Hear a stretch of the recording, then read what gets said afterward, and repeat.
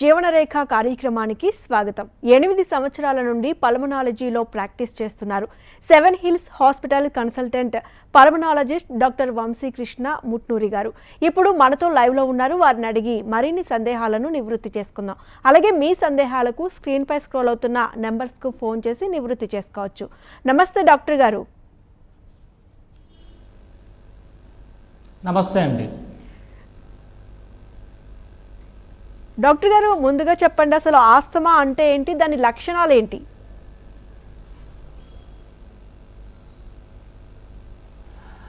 ఆస్మా అంటే ఆస్మా కంటూ ఒక ప్రాపర్ డెఫినేషన్ లేదు మేడం.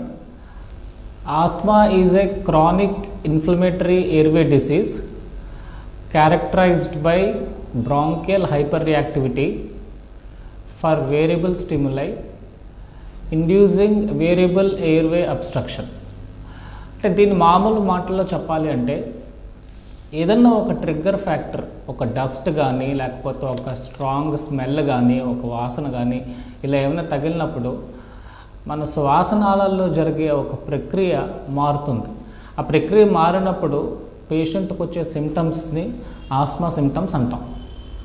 సో ఇలా జరిగినప్పుడు దగ్గు కానీ, శ్వాస తీసుకోవడం కష్టం ఆయాసం కానీ, లేదంటే పిల్లి కూతలు రావడం కానీ, లేదంటే ఛాతీ టైట్గా పట్టినట్టు ఉండడం కానీ, ఇలా వీటిల్లో ఏదన్నా సమస్య రావచ్చు. వీటిల్లో అన్నీ ఉండొచ్చు, లేదా ఒకటి రెండే ఉండొచ్చు. ఇలాంటి సిమ్టమ్స్ ఏమన్నా ఉంటే దాన్ని ఆస్మా అంటామండి. ఓకేనండి, మనతో మాట్లాడడానికి సూర్యచంద్ర గారు కాలర్ ఉన్నారు, మాట్లాడదామండి. సూర్యచంద్ర గారు నమస్తే అండి. మీ సమస్య ఏంటో డాక్టర్ గారు ఉన్నారు, మాట్లాడండి. హలో, నమస్తే అండి. నమస్తే అండి సూర్యచంద్ర గారు. హలో, చెప్పండి సూర్యచంద్ర గారు, మీ సమస్య ఏంటో డాక్టర్ గారు వింటున్నారు, మాట్లాడండి. నమస్తేనమ్మా. నమస్తే సార్. సార్ నమస్తే అండి. నమస్తే సార్, ఇప్పుడు నాకు చిన్నప్పటి నుంచి ఆయాసం ఉంది సార్.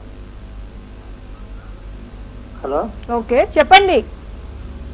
అదే నాకు చిన్నప్పటి నుంచి ఆయాసం చెప్పు. ఉంది. దానికి ఏమైనా ట్రీట్మెంట్ ఉంటుందండి?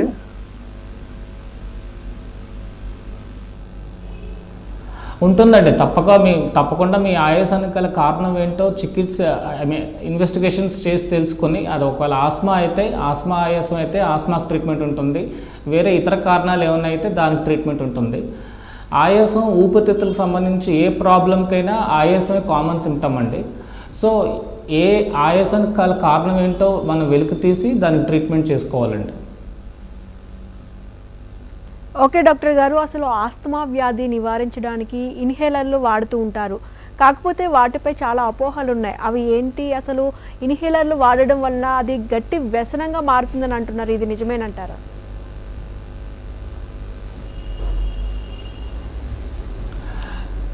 ఇన్హేలర్లు అంటే అపోహ ఉండడం అనేది ఒక నిజంగానే వాస్తవానికి అది చాలా ఎక్కువగానే ఉంది మా ప్రజల్లో.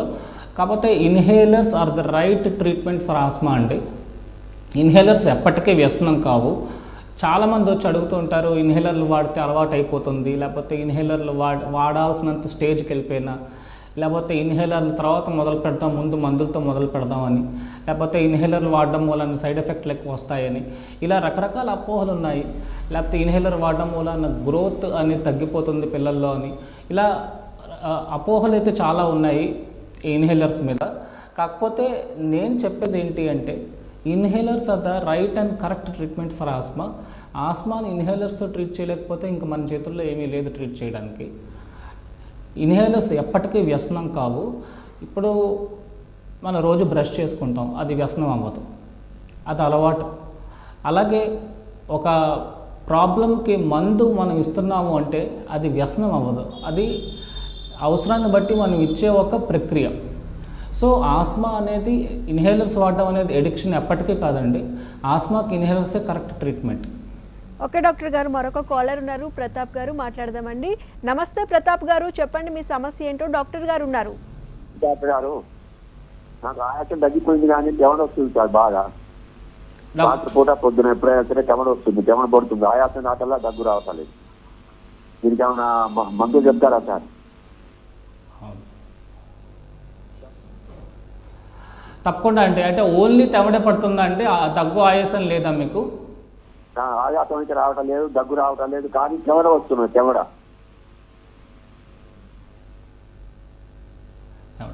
అంటే కొంతమందిలో ఓన్లీ తెవడ కింద రూపంలో కూడా రావచ్చు, కానీ అది ఆస్మా అనడానికి లేదు, మనం ఆస్మా అని చెప్పలేము. తెవడ కొంతమందిలో ఎక్కువగా ప్రొడ్యూస్ అవుతుంది, అది కూడా క్రానిక్ ఇన్ఫ్లమేషన్, అంటే మన శ్వాసనాళాల్లో ఇన్ఫ్లమేషన్ జరగడం మూలాన తెవడ ఎక్కువగా ప్రొడ్యూస్ అవుతుంది. ప్రతి మనిషికి రోజుకి ఎంతో కొంత తెవడ అంటే కఫం అనేది ఏర్పడుతుంది, అది బయటకు వస్తుంది. వయసు పెరిగే కొద్దీ అది కొంచెం ఎక్కువ అవుతుంది. కొన్ని జబ్బులు సిఓపిడి లాంటి ప్రాబ్లమ్స్, ఆస్మా లాంటి ప్రాబ్లమ్స్, వాటిలో కొంతమందిలో తెవడ ఎక్కువ ప్రొడ్యూస్ అయ్యే అవకాశం ఉంటుంది. సో దానికి గల కారణం ఏంటో టెస్టులు చేయించుకొని, పరీక్షలు చేయించుకొని ఆ కారణం తెలుసుకుంటేనే కానీ మనం మీ తెవడకి ఒక సొల్యూషన్ తేలేమండి. దాన్ని బట్టి ఆ తెవడను మనం ఇచ్చేయగలం. ఓకే డాక్టర్ గారు, ఆస్తమా వ్యాధి దాడి ఎలా ఉంటుంది, దీని లక్షణాలు ఎలా ఉంటాయి?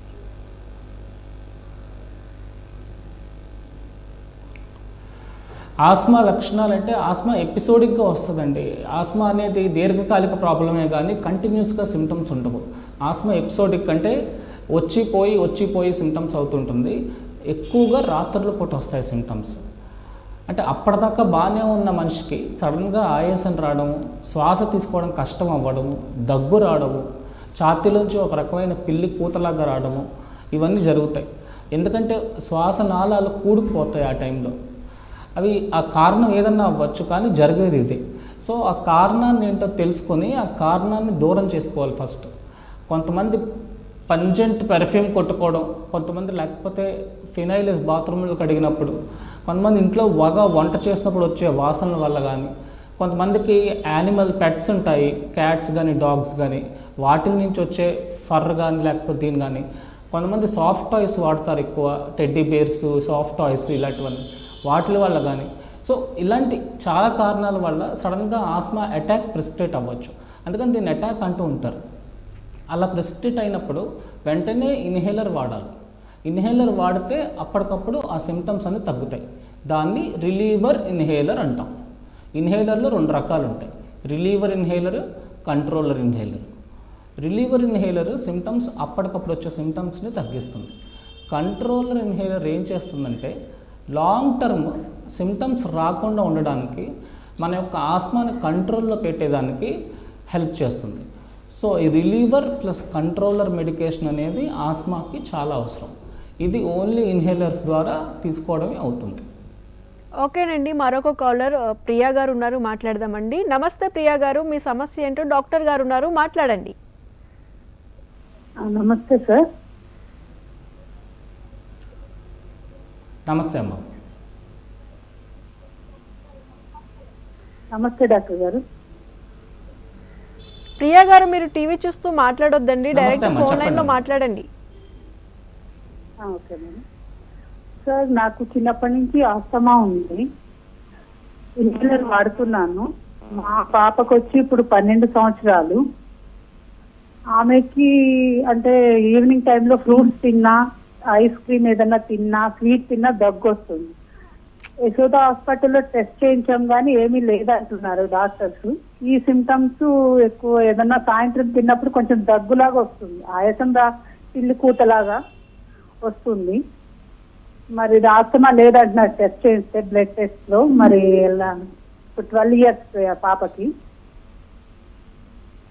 నాకు ఇన్హేలర్ ఉంది, నేను వాడుతున్నాను, చిన్నప్పటి నుంచి ఉంది నాకు. ఏమంటారు సార్? ఓకేనండి, ఓకే. సరే, మీరు ఇన్హేలర్ వాడుతున్నారా, చాలా మంచి విషయము. మీ అమ్మాయికి 12 years ఏజ్లో ఇప్పుడు వస్తున్న సిమ్టమ్స్ ఆస్మాకి సంబంధించినవా అంటే మటుకు very high possibility of asthma ఉంది మీరు చెప్తున్న సిమ్టమ్స్ని బట్టిని. ఆ పిల్లి కూత రావడము, ఆ దగ్గు రావడం, కొన్నిసార్లు వేరే ఏ సిమ్టమ్స్ ఉండకపోవచ్చమ్మా, ఓన్లీ దగ్గే ఉండొచ్చు. దాన్ని కాఫ్ వేరియంట్ ఆస్మా అంటాం. సో ఓన్లీ దగ్గుతో కూడా ఆస్మా ప్రెజెంట్ అవ్వచ్చు. దాంతోపాటు పిల్లి కూత కూడా ఉంది అంటే ప్రాబబ్లీ మీ అమ్మాయికి ఆస్మా ఉన్నట్టు నాకు అనిపిస్తుంది. Pulmonary function test with broncho reversibility, PFT పరీక్ష చేయిస్తే మనకు ఒక ఐడియా వస్తుంది. దాన్ని బట్టి మనం ట్రీట్ చేసుకోవచ్చు. లేదు, పీక్ ఫ్లో మీటర్ అని ఒక చిన్న మెషిన్ ఉంటుంది, ఆ పీక్ ఫ్లో మీటర్ రీడింగ్స్ని బట్టి కూడా మనం తెలుసుకోవచ్చు. ఇంకొకటి ఏంటంటే ఆస్మా ఫ్యామిలీస్లో ప్రాబబ్లీ రన్ అవ్వచ్చు, జెనెటిక్ కాంపోనెంట్ కూడా ఉంటుంది. సో మీకు ఆస్మా ఉంది కాబట్టి మీ అమ్మాయికి కూడా ఆస్మా ఉండే అవకాశం డెఫినెట్గా ఉంది కాబట్టి మీరు ఇమీడియట్గా ఎవరైనా ఒక పల్మనాలజిస్ట్కి ఒపీనియన్ తీసుకొని ఆ అమ్మాయికి ట్రీట్మెంట్ చేయించండి అమ్మ. ఓకే డాక్టర్ గారు, ఆస్తమా చేసే దాడిని నియంత్రించడం ఎలా?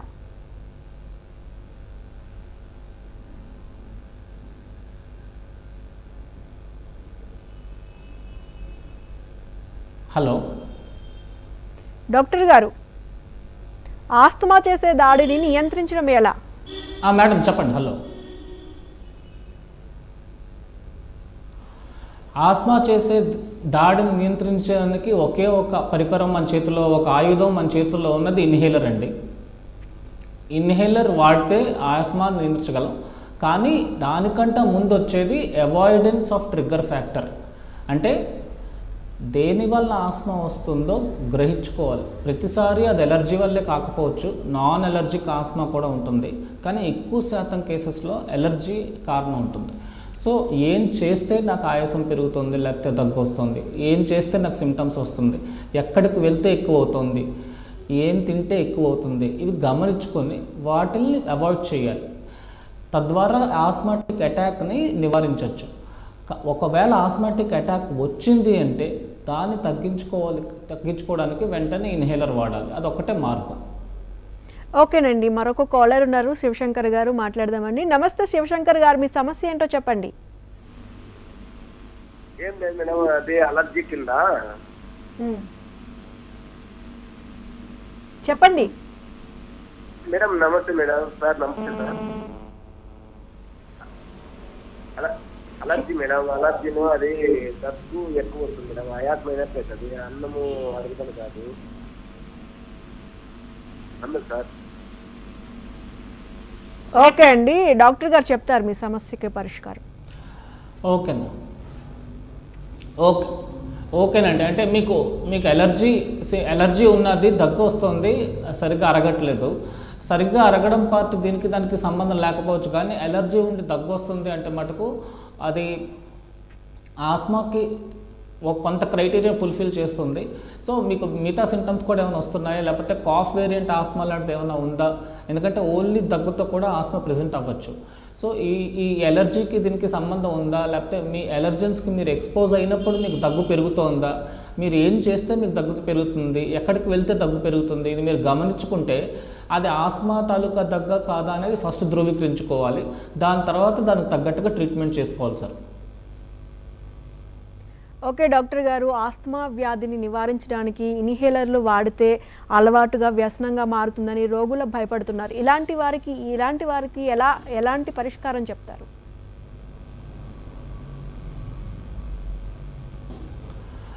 ఇన్హేలర్స్ వాడితే వ్యసనం అయిపోతుంది అనేది ఒక చాలా పెద్ద అపోహ అండి.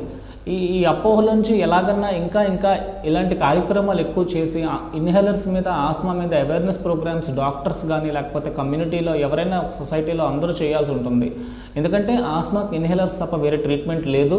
ఆస్మాకి ఇన్హేలర్సే రైట్ ట్రీట్మెంట్. అంటే ఈ ఇన్హేలర్స్ ఎందుకు వాడాలి అంటే, ఒక మాత్ర మనం వేసుకుంటే అది కడుపులోకి వెళ్ళి డైజెషన్ అయ్యి దాని తర్వాత రక్తంలోకి వెళ్ళి రక్త ప్రసరణ ద్వారా ఎక్కడైతే ప్రాబ్లం ఉందో అక్కడికి వెళ్ళి దాని ఎఫెక్ట్ చూపిస్తుంది, దాని ప్రభావం చూపిస్తుంది. అప్పుడు మనకి ఆ ప్రాబ్లం రిలీవ్ అవుతుంది. In the same way inhaler డైరెక్ట్గా మన నోట్లోంచి పీల్చుకుంటే అది డైరెక్ట్గా ప్రాబ్లం ఎక్కడైతే శ్వాసకోశలో ఉందో అక్కడికి మందు వెళ్తుంది. మందు వెళ్ళి ఆ ప్రాబ్లమ్ని డైరెక్ట్గా అక్కడ డీల్ చేస్తుంది. సో ఇన్హేలర్ని మించిన ట్రీట్మెంట్ ఆస్మాకు లేదు. Inhalers are the right treatment for asthma. మళ్ళీ అదే చెప్తాను. సో ఇన్హేలర్స్ వాడి ఆస్మాను తగ్గించుకోవడం తప్ప వేరే మార్గం లేదండి. ఓకేనండి, మరొక కాలర్ వెంకటేశ్వర్లు గారు ఉన్నారు, మాట్లాడదామండి. నమస్తే వెంకటేశ్వర్లు గారు, మీ సమస్య ఏంటో చెప్పండి. అమ్మా, మా తమ్ముడికి ఆస్మా ఉంది. ఓకే, కరోనా వచ్చి చనిపోతారా? ఓకే అండి, మీ సమస్యకు పరిష్కారం చెప్తారు డాక్టర్ గారు. ఒక్కసారి మళ్ళీ చెప్తారా? నాకు వినబడలేదు. వాళ్ళ తమ్ముడికి ఆస్తమా ఉందంటండి, కరోనా వస్తే చనిపోతారా అని అడుగుతున్నారు. లేదండి, అలా ఏం లేదు. అంటే మోడరేట్ ఆస్మా ఉండే వాళ్ళలో కరోనా వచ్చేదానికి అవకాశం ఎక్కువ ఉంటుంది. అండ్ కరోనా అనేది viral infection. Any viral infection already asthma ఉండే వాళ్ళల్లో ఒక ఆస్మాటిక్ అటాక్ వచ్చేదానికి అవకాశం ఉంటుంది వైరల్ ఇన్ఫెక్షన్స్ వస్తాయి. సో ఆస్మా ఉండే వాళ్ళు వైరల్ ఇన్ఫెక్షన్స్ రాకుండా చూసుకోవాలి. ఒకవేళ వచ్చినా వెంటనే ఇన్హేలర్స్తో రెడీగా ఉండి జాగ్రత్తగా ఉండాలి. సో కోవిడ్ వల్ల ఆస్మా కొంచెం పెరిగే అవకాశం ఉంది తప్ప మనుషులు చనిపోతారని లేదు. ఆస్మా ఒకవేళ ఇన్హేలర్స్ వాడుతూ ఉంటే కోవిడ్ వచ్చినా కూడా ఇన్హేలర్స్ కంటిన్యూ చేసుకోవాలి. అంతకుముందు ఏ ట్రీట్మెంట్ అయితే తీసుకుంటున్నారో ఆస్మాకి దాన్ని పక్కాగా ఆస్మా ప్లాన్ ప్రకారం, ఆస్మా రిటర్న్ యాక్షన్ ప్లాన్ ప్రకారం కోవిడ్ ఉన్నా కూడా ఆస్మా ట్రీట్మెంట్ ఇప్పుడు ఆపడానికైతే వీలు లేదు. అంతేగాని ఆస్మా ఉన్నంత మాత్రాన కరోనా వస్తే చనిపోరండి. అయితే డాక్టర్ గారు, ఒకవేళ పిల్లల విషయానికి వస్తే చిన్నపిల్లలకు ఇన్హేలర్లు వాడడం అసౌకర్యంగా ఉంటుంది, అలాగే వారి పెరుగుదలకు కూడా ఆటంకం ఏర్పడుతుందనే అభిప్రాయాలు ఉన్నాయి. ఇటువంటి తప్పుడు అభిప్రాయాలను ఎలా పరిష్కరిస్తారు?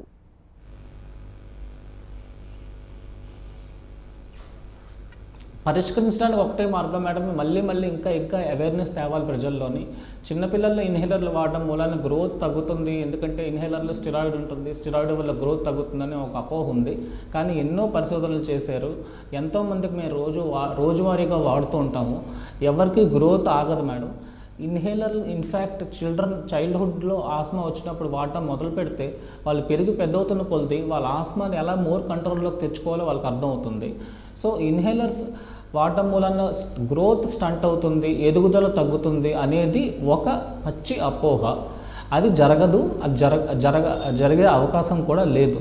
సో ఈ పాయింట్ని ప్రజల్లోకి ఇంకా అవేర్నెస్ ప్రోగ్రామ్స్ ద్వారా మనం తీసుకువెళ్ళడమే తప్ప ఇంతకంటే ఎక్స్ప్లెయిన్ చేయడానికి ఉండదు మేడం దీంట్లో.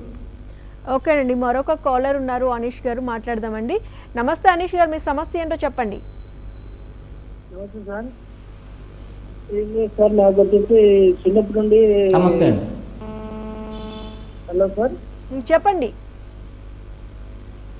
ఏం లేదు సార్, నాకు చిన్నప్పటి నుండి కొంచెం పిల్లికతులు రావడము, ఎలర్జీ ఉంది సార్ నాకు. ఓకే. దానివల్ల కొంచెం రక్తం లెక్క రావడం సార్, అట్లా ఉంది సార్ నాకు. మామూలు రావడం వస్తుంది సార్. అది దానికి ఫొరొక 200 వాడుతున్నాను సార్ మెడికి ప్రజెంట్. అంతే సార్. అది దానికి ఏమైనా సొల్యూషన్ ఉంటే చెప్తాను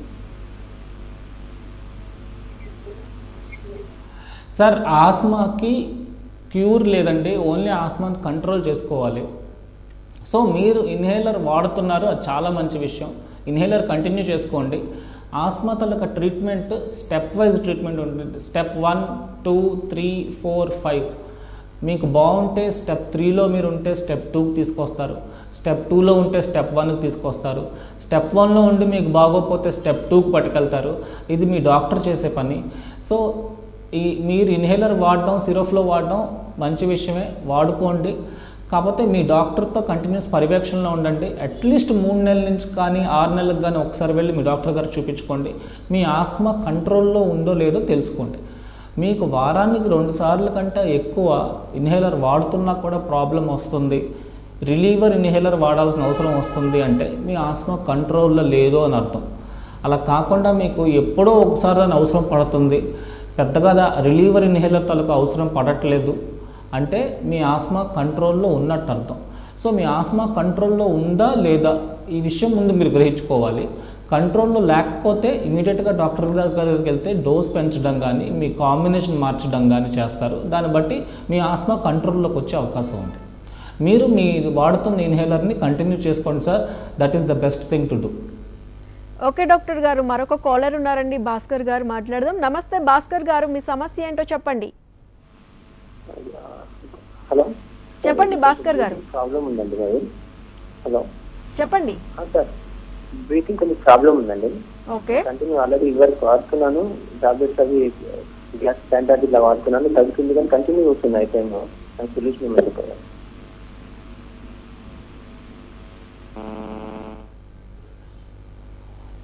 సార్ మీకు ఆయాసం మీరు టాబ్లెట్స్ వేసుకుంటారని చెప్తున్నారా? ఆయనకి బ్రీతింగ్ ప్రాబ్లం ఉందంటండి, మెడిసిన్స్ వాడుతున్నారంట, కంట్రోల్ అవ్వట్లేదు అని చెప్తున్నారు. దీనికి ఏదైనా సమాధానం అంటే పరిష్కారం ఏమైనా ఉందా అని.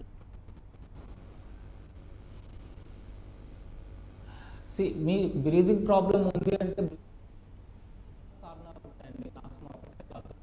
ఒకవేళ ఆస్మా అయినా కూడా ఇన్హేలర్ వాడే పద్ధతి, ఇన్హేలర్ వాడే మందులు ఉంటుంది. మీరు మాత్రల రూపేణా వాడితే మీకు సరైన relief.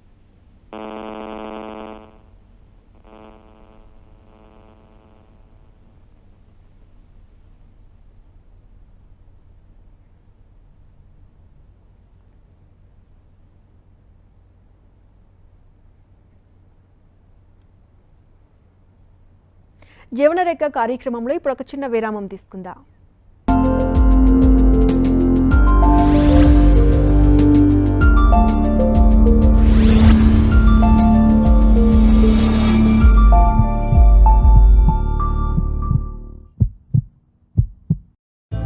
When Symphony keeps the environment cool, amazing people do amazing things. Magic, magic, magic in the air. Symphony introduces central air cooling with amazing cooling and amazing savings. Symphony, amazing cooling. నాన్నగారు ₹1 పోగు చేసి couple chits లో పొదుపు చేశారు. Business ని సముద్రంలా విస్తరించారు. Couple chits, మీ కలలకు సాకారం. ప్లాట్ కొనుగోలు చేయాలి అనుకుంటున్నారా? మీరు కొనుగోలు చేసే వెంచర్ కి YTDA DGCP అప్రూవ్డ్ ఉందా లేదా? హరిహర టౌన్షిప్, రాయగిరి వరంగల్ హైవే, భువనగిరి యాదాద్రి దగ్గర. రియల్ ఎస్టేట్ రంగంలో 14 సంవత్సరాల అనుభవం కలిగిన Shri Sai Deekshitha developers private limited executive director N Narasimha గారితో లైవ్ ఫోన్ ఇన్ సాయంత్రం 4:30 మీరు ఫోన్ చేయాల్సిన నంబర్లు 8287200300.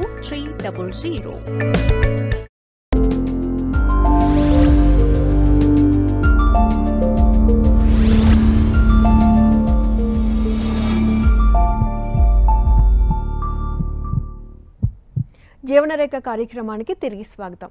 డాక్టర్ గారు, ఆస్తమా ఉందని నిర్ధారించడానికి ఎలాంటి పరీక్షలు చేస్తారు?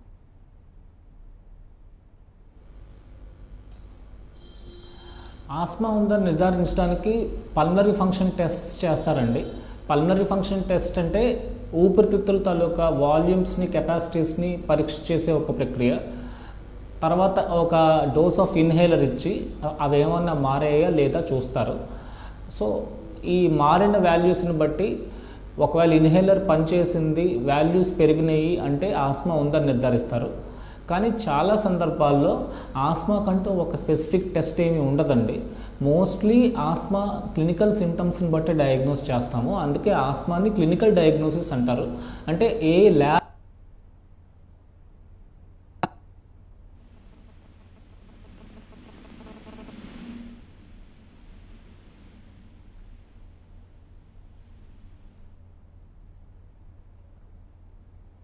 ఉందని కొన్నిసార్లు నిర్ధారించవచ్చండి. ఓకే డాక్టర్ గారు, ఒక్కసారి ఆస్తమా వస్తే గనక జీవితాంతం ఆస్తమా ఉంటుందంటారా? మేడం, ఇప్పుడు ఒక్కసారి ఆస్తమా వస్తే ఇంకా జీవితాంతం ఇన్హేలర్ మెడిసిన్స్ వాడుతూనే ఉండాలంటారా?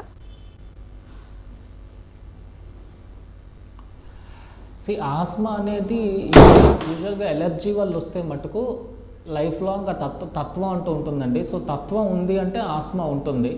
ఆస్మాని క్యూర్ అయితే చేయలేం, కంట్రోల్లో చేసుకోగలం. జీవితాంతం మందులు వాడాలా అంటే ఆస్మా కంట్రోల్లో పెట్టుకునే దానికి ఒక 5 స్టెప్పుల ట్రీట్మెంట్ ఉంటుంది. Step 1, step 2, step 3, step 4, step 5.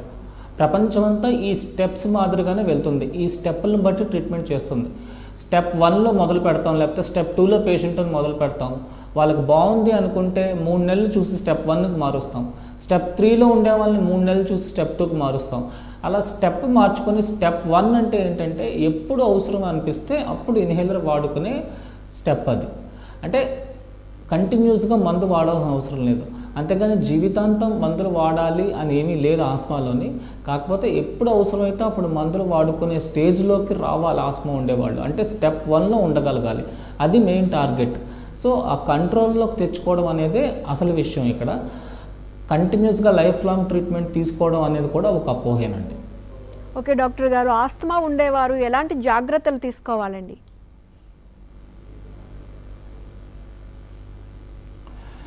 Asma ఉండేవాళ్ళు ఏం చేస్తే వాళ్ళకి ఆస్మా సిమ్టమ్స్ పెరుగుతున్నాయి, ఎక్కడికి వెళ్తే పెరుగుతున్నాయి, ఏ పని చేస్తే ఆస్మా సిమ్టమ్స్ ఎక్కువ అవుతున్నాయి, ఇది గమనించుకోవాలండి. First thing is avoidance of trigger factor. Most of the times పేషెంట్స్కి వాళ్ళకి ఎందువల్ల ఆస్మా సిమ్టమ్స్ వచ్చాయో తెలిసిపోతుందంటే, ఒక స్ట్రాంగ్ స్మెల్ కానీ, లేకపోతే ఒక ఫినైలెస్ బాత్రూమ్ కడగడాలు కానీ, లేకపోతే ఇలాంటివి కానీ, లేకపోతే ఏదన్నా ఒక ప్లేస్కి వెళ్తే అక్కడ వాళ్ళకి వెదర్ కండిషన్స్ పడక కానీ, ఇలా డిఫరెంట్ ట్రిగ్గర్ ఫ్యాక్టర్స్ ఉంటాయి. ఈ ట్రిగ్గర్ ఫ్యాక్టర్స్ కొన్నిసార్లు ఎక్సర్సైజ్ చేస్తారు, ఎక్సర్సైజ్ చేసే ఆస్మా వస్తుంది. సో అలాంటప్పుడు ఎక్సర్సైజ్ ఇండ్యూస్డ్ ఆస్మా అంటాం. సో ఏం చేస్తే ఆయాసం వస్తుంది, ఏం చేస్తే ఆస్మా సిమ్టమ్స్ వస్తున్నాయో తెలుసుకొని వాటికి దూరంగా ఉండడం ది బెస్ట్ మెథడ్. ఓకే అండి డాక్టర్ గారు, ఆస్తమా వ్యాధి గురించి, అలాగే ఆస్తమా వస్తే ఎలాంటి జాగ్రత్తలు తీసుకోవాలి, ఇన్హేలర్ ఎలా వాడాలి, ఇలాంటి విషయాలను చాలా చక్కగా తెలియజేశారు. థ్యాంక్ యూ సో మచ్ అండి.